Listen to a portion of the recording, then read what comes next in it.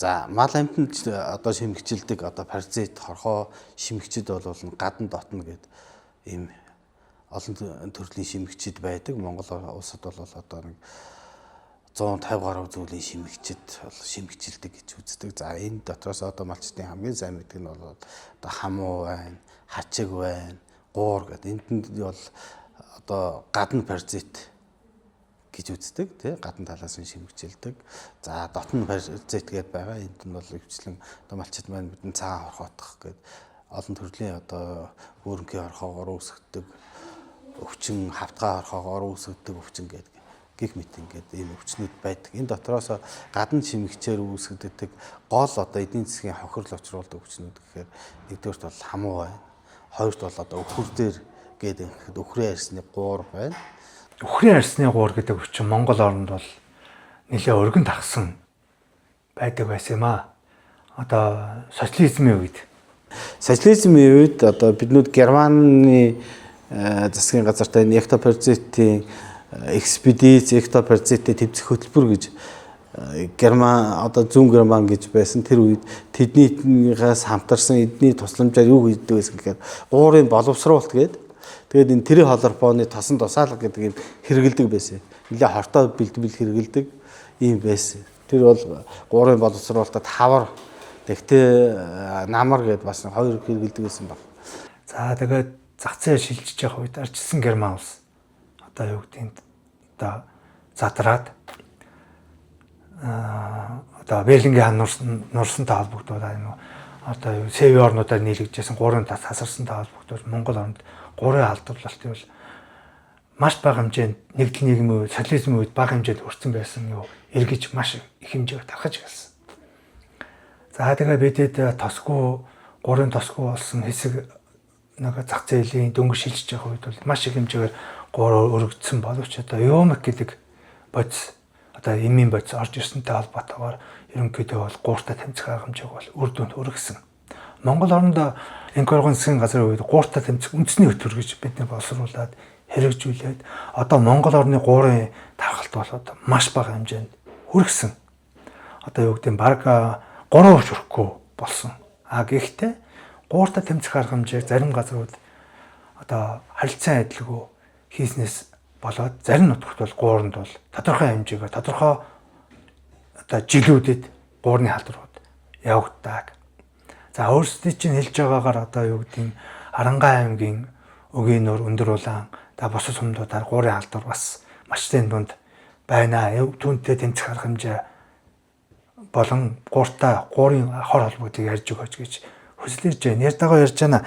За гуур гэдэг бол одоо юу гэдэг ийм гуурын ялаа манайхаар бол шар хэдэг нь байгаа. Оодогнуулагч ялаа гэж хэлдэг тийм ээ.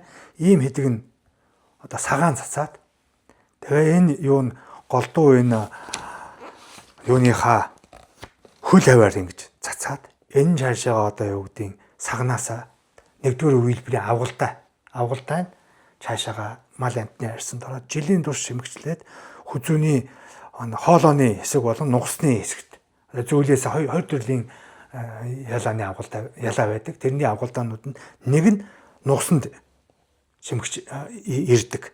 Нөгөөх нь улаан хоолойны арсны савсаар орж иж. За энэ нь бол баг жилийн турш үргэлжлээд тэгээд хамгийн сүүлд нь бүгдээрээ нуруунд дээр иж 3 дахь үйлрэл болоод ирэхээр нуруунд гарч ирээд ингэж гарч ирж байгаа нь бид нэр хавар одоо өхөр гууртлаа гэж яадаг. За мэдээж жилийн турш маш их хэмжээний одоо авгалдаа шимэгчилж явна.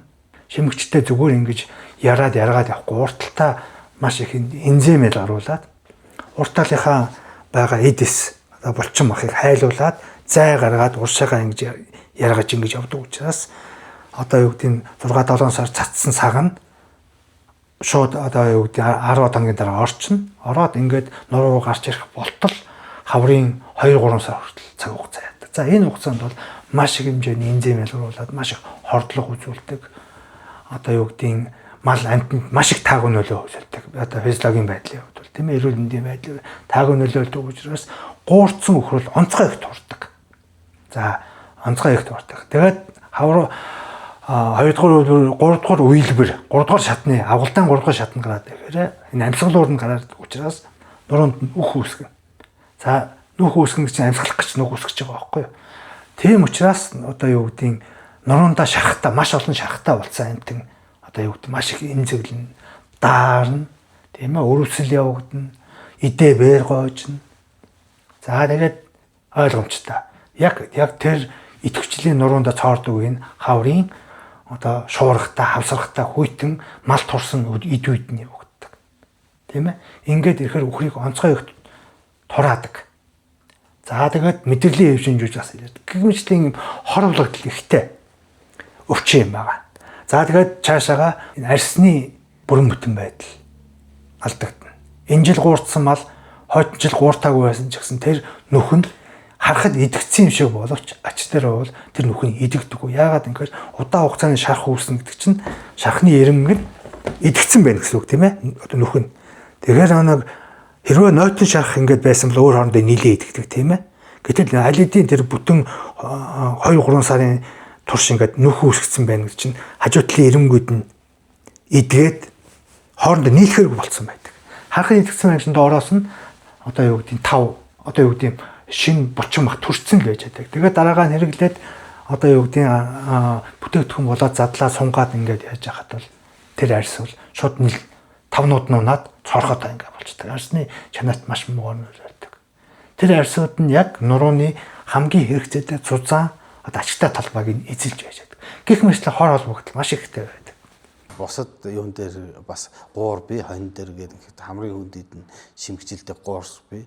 Яагаад үхрээ ярьсны хамрын гуур энэ төр гэдэг шимэгчлдэг газраас нь хамаарад одоо ингэж нэрлдэг юм байгаа. Мөн одоо энэ малын арьс шир, ашиг шим, давжаарал, за ноосны гарц, ноолуурын гарцад нөлөөлдөг хамгийн гол хор хөнөөлтөө шимэгч бол бэлчээр ачиг гэдэг юм ачиг байгаа. За үхрээ ярьсны гуурын халдваралт бол харьцангуй сүүлийн жилүүдэд одоо малчид маань одоо эвомик гэж нэрлэдэг энэ эвермектийн цуврсан бэлтгэлээр намарт одоо ямар ч байсан онд оролтонд нөлөөлөх за энэ шимэгчдийг устгах гэдэг зорилгоор нэлээд их хэрэгэлдэг өөрсдөө. Ингээд хэрэглээд заншсан болохоор бол бидний хийсэн судалгаагаар бол энэ гуурын халдваралтын за арьсанд үзүүлж байгаа энэ гэмтлийн хэмжээ бол харьцангуй багассан ийм дүн зураг ажиглагдаж байгаа. За би хаанаас хэлээ.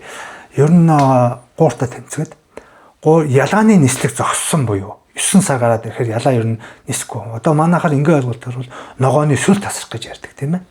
Яг тэр алдад эвомикийг 14 хоногийн зайтай өхөрт тохирох тунгаар нь 2 удаа тарина гэсэн үг. Энэ тохиолдолд бол гууранд бол найдвартай уулзлаа. Ер нь хамгийн үйлчлэгээ сайтай эвомик бол одоо юу гэх зарим барьжит өөрчлөхгүй, зарим барьжит өөрчлөн гэж янз янз байдаг. Тэгээд өхөрт бол одоо юу гэдэг намар тарихад бол одоо ер нь сайн үйлчдэг. Их мэдрэмтгий эвомик гэдэг. Тийм учраас гууртаа нэмцгээд эвомик л зохистой хугацаанд зохистой тунгаар тавих хэрэгтэй. Тунгаа тохируулах хэрэгтэй. 50 кг амьдын хэмжээнд одоо юу гэдэг 1 мл арьсан дор тарьдаг тийм ээ. Нарчин болохоор одоо жишээл 400 кг байхад л 5-8-40 гээд 8 мл тарьна. Бусдаараа бол их тариул 16 мл ч юм уу 10-12 мл их тариул одоо сайн мэн гэсэн ойлголт байхгүй. Хамгийн гол нь чанартай сайн эвомикийг аваад тохирсон дунд нь 50 кг амьдын 1 мл вэр бодоод арьсан дор нэг тарих 9 сарын алдаад тийм 9 сар гараад тэгээд дараагаа нь 14 хоногийн дараа ахаад нэг тарчих. Ингээд бол гууртаа тэмцэл хангалттай. За тариагүй байжгаад хавар нуруунд дээр нь гуур гараад ирлээ. Тэр үед нь тариад хэрэггүй. Яагаад гэвэл аль нь одоо юу гэх аль эдийн малаан тураацсан, өвчлөлтсөн, яатсан. За нуруунд дээр ингээ гарчаад нөхөө үүсгэсэн 3-5 үүсгэсэн ингээ байж хатна тарчих гуур гараад ирлээ гэж тарчих. Ингээд ихээр нөгөө гуурнууд чинь арьсан дор үхчихнэ. Арьсан дор үхэн гэж гадны бит үхэн задарна тийм ээ шимэгдэн өрслийн процесс улам нэмэгдэн нөгөө муудж байгаа мадлаа чинь улам муутгана. Тэгэхээр хавар бол тарьж болохгүй. Нэгэн л одоо гууртаа бол тэгэхээр тэр чигээр өөрөөр нь унгаал уяах хэрэгтэй. Харин зүгээр хавар хэрэгцээнд гуурны ялаа мал ихтэй үед бол одоо юу гэдгийг кэрлийн мэрлийн жоохон одоо мал амтантай жоохон шүрших ч юм уу, цаацах ч юм уу. Тиймэрхүү мэт ялааны нислэгийг жоохон одоо холдуулах тийм ээ. Гуурын ялаа цацгаа сэргийлэх тиймэрхүү ойр зүйн арга хэмжээ аавна. А энэ бол төвөгтэй байдаг учраас зүгээр л намрал одоо юу гэдэг юм гэдэг ярьж байгаа. Гуур бол бусад орн бол төгс шийдчихсэн асуудал байхгүй. Арсны гуур гэдэг юм. Одоо бусад орнд баг байхгүй байх гэдэг шүү дээ. Зөвхөн уртаа талдаас өөр монголчууд гэхэд 30 жилийн өмнө манайх биднүүтэй адилхан байсан. Одоо гуурны асуудал байхгүй. Энэ гуур хөтөлбөртэй адилхан юм. Энийг бол нэг 5-10 жилийн хугацаатай маш нэг айлч энэ гуурын эсрэгийн бэлтгэлээ өхөртэй хэрэглэхгүй үлдэхгүйгээр бүгд ингэж хэрэглээл одоо гуур гэдэг юм асуудал байхгүй. Монгол улсад ч гэсэн ер нь бол малчид бол бас ийм гуурын эсрэгийн нэвэр бигтийн суурьсан бэлтгэлийг намарт бүх малдаа бол хэрэгжилж байгаа энэ бол зөв. Зарим нь бол хэрэглэхгүй байгаа тохиолдол бол энэ бүгд ингээ хэрэглээд системтэйгээр нэг ингээд дараа нь гуурын асуудлаа төгсөйчих бол ямар ч юм бэлтгэл хэрэглэх шаардлагагүй байхгүй. Еомекд одоо амархан өгдөг гэд ингээд бид нэр мэржлийн зүгээс хэлж байна тийм ээ. Гэтэл яагаад ингээд гуурнаас салахгүй интернет нутагц мэрсэр ч юм уу зарим жилийнх гараа зарим жил. Энэ бол юутай холбоотой гэхээр энэ еомек тарих арга хэмжээг бүх сумаараа, багаараа, эсвэл уулын амаараа бүгдээрээ энэ бэлчээр нэгтэй газрууд бүх айлууд харих хэвээр. Би нэг жишээ хэлье. Ингээд нэг уулын аманд ч юм уу одоо юу гэдгийг тусгаарлагдсан нэг аманд 10 айл бай. 10 15 айл бай. 14 нь еомек тарьсан байхад нэг айл тарихгүй. Нэг 20 үхэртэй айл бай. Тэгтэл тэр айлын үхэр гууртаал цаашаага хавар боллоо зөндөө олон агуулдаанууд гадагшаа хөрсөн дунаад ялаа болоод эргээд одоо цагаан цацаад яхад нөгөө 14 5 айлаа эргэж халдварлах хэмжээний хангалттай ялаа өржүүлчихэж байгаа байхгүй.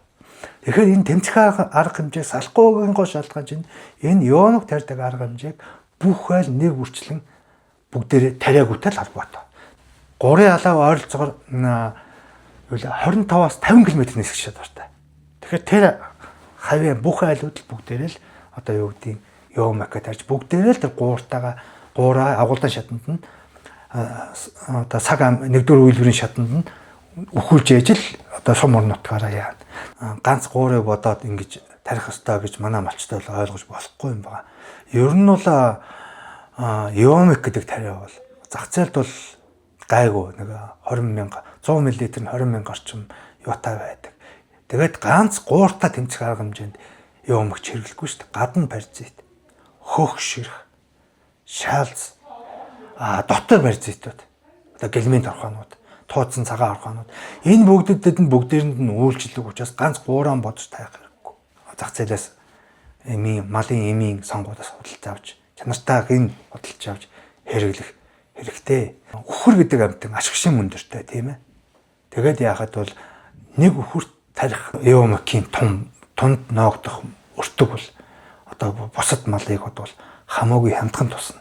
Тэгэхээр үхрээ еомекээ тохирох цаг хугацаанд нь одоо юу гэдэг тохирох тунгаар нь тарьж үхрээ ганц гуураас хамаарахгүйгээр бусад олон өвчнөд давхар хамгаалж байгаа учраас еомекэд тарьж одоо гуураас сэргийлээ. Бусад өвчнөөс сэргийл гэж зөвлөе дөө.